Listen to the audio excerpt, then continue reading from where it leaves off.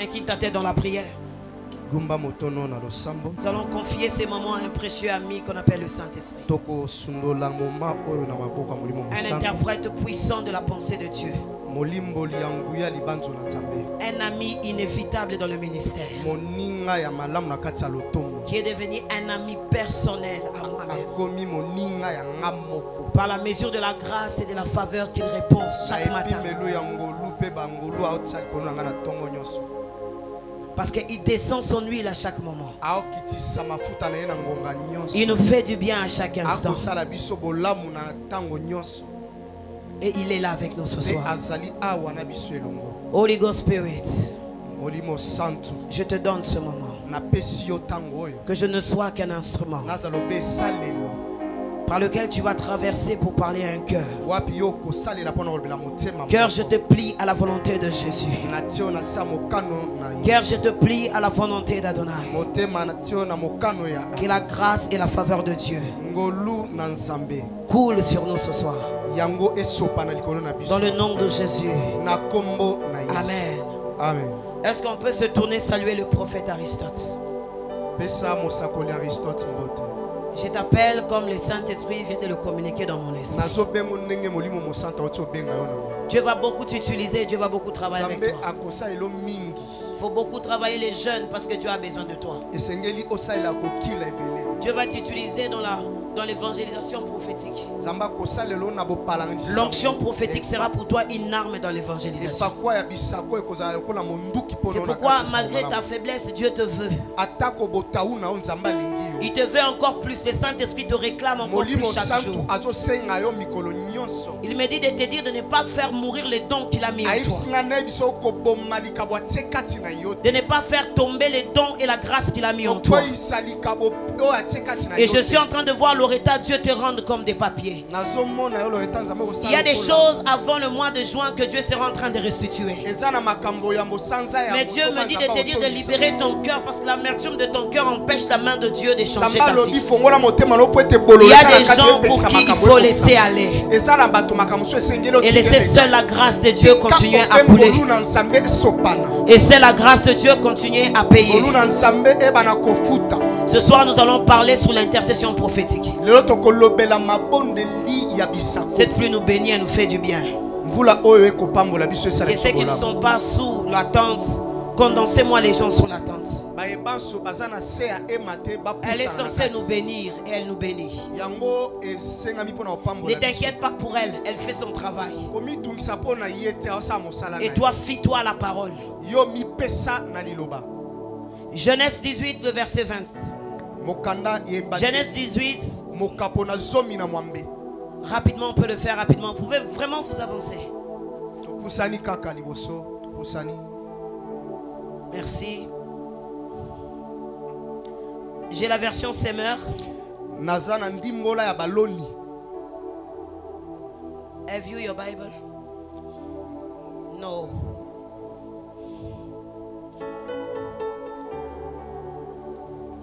Je lis rapidement. Alors que l'Éternel dit à Abraham, des graves accusations s'élèvent contre Sodome et Gomorrhe. Leur perversité est énorme. Je vais y descendre pour voir si leur conduite est vraiment conforme à ce que j'attendis. Et là je le saurai. Là-dessus ces hommes partirent en direction de Sodome. Tandis qu'Abraham continue à se tenir devant la présence de Dieu. Il s'approcha de lui et dit, vas-tu faire périr les justes avec les coupables? Peut-être n'y a-t-il pas 50 justes dans la ville. Vas-tu aussi les faire périr? Ne pardonnerais-tu pas à la ville à cause de ces 50 personnes? Tu peux les traiter de la même manière qu'avec le coupable. Toi qui juges la terre tout entière, n'agiras-tu pas selon le droit? L'Éternel lui dit, si je trouve à Sodome 50 personnes, je pardonnerai toute la ville à cause d'eux. Prends avec moi encore Jérémie 29, le verset 11.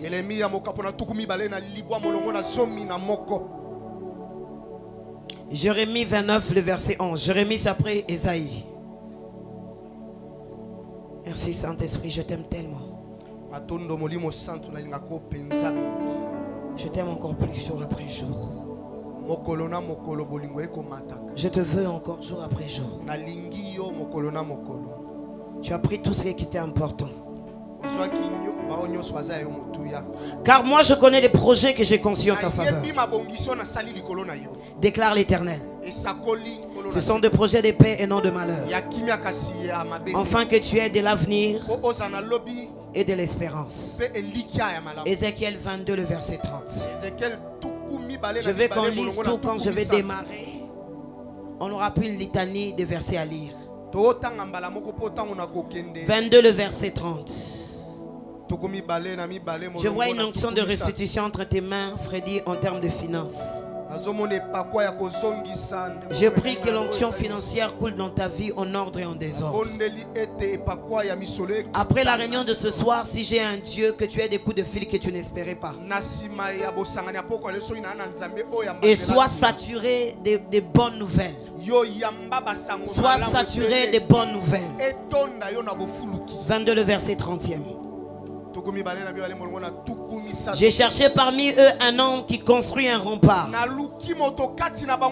et qui se tienne debout à la brèche devant moi en faveur de ces pays, afin d'éviter la destruction.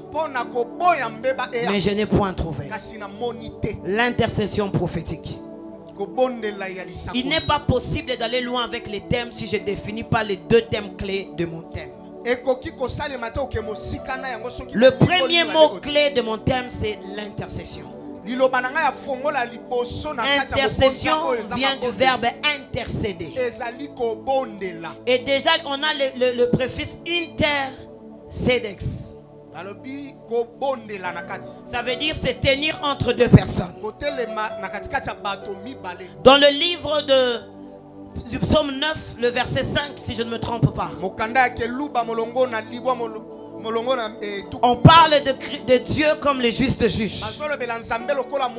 Et si on parle de Dieu comme le juste juge, c'est qu'il y a très valablement un avocat qui doit se tenir entre l'accusé et le juge dans le but d'une cause. Et s'il y a un accusé, s'il y a quelqu'un qui est accusé, c'est qu'il y a un accusateur. Et Apocalypse nous annonce en disant, notre accusateur, le diable, se tient tout le temps devant la face de Dieu.